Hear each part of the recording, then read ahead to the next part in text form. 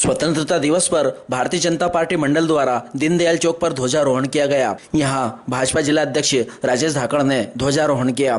इस अवसर पर विधायक डॉक्टर तेज बहादुर सिंह चौहान, जिला महामंत्री राकेश यादव, नगरपालिका अध्यक्ष संतोष ओपी गहलोत, नगरपालिका उपाध्यक्ष सुभाष चंद्र शर्मा, भाजपा मंडल अध्यक्ष विजय पटेल, बिरलाग्राम मंडल अध्यक्ष प्रकाश जैन, सांसद प्रतिनिधि ओपी गहलोत, गोपाल यादव आदि मौजूद थे। कार्यक्रम का संचालन दौलतराम प्रजापति ने किया व आभार सूरज मकवाना ने माना। चल यमुना गंगा उच्चल जलधि तरंगा, तब शुभ नामे जागे, तब शुभ आशीष मांगे। भारत माता की जय, वंदे मातरम, वंदे मातरम।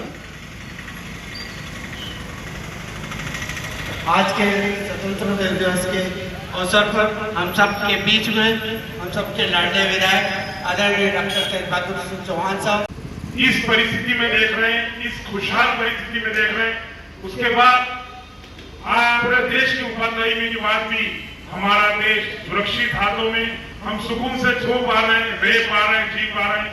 हम कल्पना करें मात्र 25-30 साल पहले की प्रदेश में, इस देश में बिजली की व्यवस्थाएं नहीं हुआ करती थी, सड़कें नहीं थी, पानी की व्यवस्थाएं नहीं थी, शिक्षा नहीं थी, नहीं थी मतलब नहीं के बराबर थी, कोई व्यवस्था नहीं थी। ग्रामीण के यशस्वी अध्यक्ष आदरणीय श्रीमान राजेश धाकड़ जी, क्षेत्र के लोकप्रिय विधायक परम आदरणीय डॉक्टर तेज बहादुर सिंह चौहान साहब, पटेल जी, जिले के महामंत्री आदरणीय राकेश यादव जी, नगर पालिका की यशस्वी अध्यक्ष श्रीमती संतोष ओपी गहलोत जी, आदरणीय ओपी भैया, आदरणीय गोपाल यादव जी, सुभाष शर्मा जी और आप सब श्रेष्ठ बंधुओं, आप सबको स्वतंत्रता दिवस की हार्दिक हार्दिक शुभकामनाएं और बधाइयां।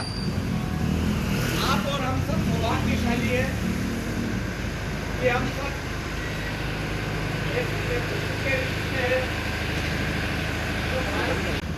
इसलिए आज हम सबके बीच में ये चिंता का विषय है कि जो राजनीतिक दल इन मोर्चों पर जनता के सामने फेल हो गए हैं, वो कभी किसान आंदोलन के रूप में अपने लोगों को सेट करके आगे भेजते हैं, कभी छात्र आंदोलन के रूप में इस देश की स्थिति बिगाड़ने का काम करते हैं। इस सब से हमको निपटने की अब आवश्यकता है। अभी कॉकरोच जनता पार्टी के लोगों से पूछा गया, पत्रकारों ने पूछा कि आप जब राष्ट्र की सेवा करना चाहते हैं तो क्यों नहीं आप राजनीतिक दल बना ले। उन्होंने मना कर दिया कि हम राजनीतिक दल नहीं बनाएंगे, और इसलिए नहीं बनाएंगे क्योंकि वो तो राजनीतिक दलों के इशारों पर काम कर रहे हैं, उनके पहले से राजनीतिक दल हैं। हमने देखा है सर्जिकल स्ट्राइक, हमने देखी है, हमने ऑपरेशन सिंदूर देखा है, हमने भारत की महिलाओं की, हमारी सेना की हमने ताकत देखी है, जो पाकिस्तान को घुसकर पाकिस्तान को जो मारने का काम किया वो ताकत हमने देखी है। एक समय था जब देश में सेना की क्या स्थिति बहुत मारूफ भी हुआ करते थे, और आज Bharat made in India Narendra Modi ji के नेतृत्व में हम जिसकी दिशा में बना रहा है वो विदेशों को निर्यात करने का काम कर रहे हैं। आज मैं सभी को स्वतंत्रता दिवस की हार्दिक बधाई एवं शुभकामनाएं देता हूं। अभी हमारे गोपाल यादव जी ने भी बताया कि इस 12 साल के अंदर जो देश के यशस्वी प्रधानमंत्री नरेंद्र मोदी जी ने जो कार्य किए हैं वो सराहनीय है। आने वाले समय 2047 विकसित भारत हो, यही हमारा सभी का सपना है, उसमें सभी का सहयोग और योगदान रहेगा। भारत माता की जय। सभी मेरे सम्मानित और यहाँ पे आए सभी नगरवासियों, आप सभी को 15 अगस्त की हार्दिक हार्दिक बधाई शुभकामनाएं देती हूँ। धन्यवाद। मोदी जी के प्रधानमंत्री के बाद बनने के बाद यदि किसी के गांधी जी के विचारों को किसी ने आगे बढ़ाया तो सबसे पहले मोदी जी ने बढ़ाया। उनके पहले भाषण में उन्होंने कहा स्वच्छ भारत स्वस्थ भारत, जो गांधी जी कहते थे। फिर दूसरा उन्होंने कहा स्वदेशी। जब तक हमें ये दो भाव नहीं आएंगे, जिस देश के नागरिक यदि स्वस्थ रहते हैं वह देश प्रगति करता है। और उन्होंने एक बात और कही, इन 12 सालों में बहुत सारी परिस्थितियां ऐसी आई क्योंकि विदेशी नहीं चाहते कि भारत आगे बढ़े, परंतु अपनी राजनीतिक कूटनीतिकारों के माध्यम से जब अभी पेट्रोल डीजल का तो उन्होंने वापिस नए देशों से पेट्रोल डीजल खरीदने का निर्णय लिया।